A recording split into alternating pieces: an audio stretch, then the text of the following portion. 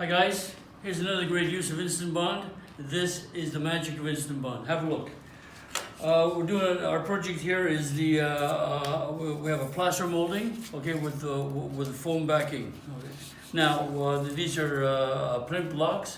What we'd like to do here is to glue these together, but quickly, all right, and firmly. So what we'll do here is we'll use Instantbond, of course. Here we go. Richard, just come here quickly here. And a thin bead along the cement part. I say on the cement part because it's really not recommended for the foam.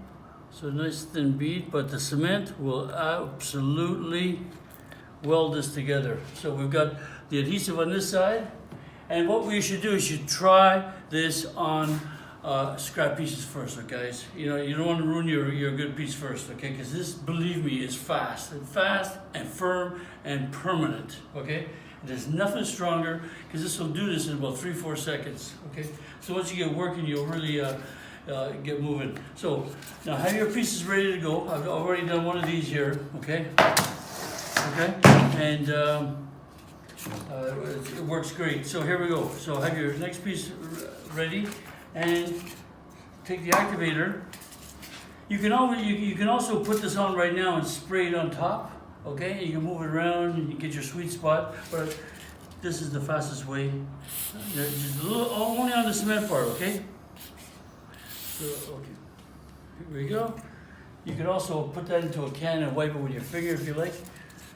So now remember, this is fast. Okay, so we've got the adhesive on this side, we've activated this side, and once you've activated that, it's there indefinitely, okay? So now you can put this together.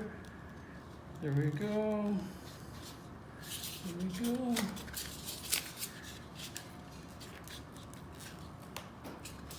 Okay. It's got it already. So now you can push and you can hold it in place, nice and tight.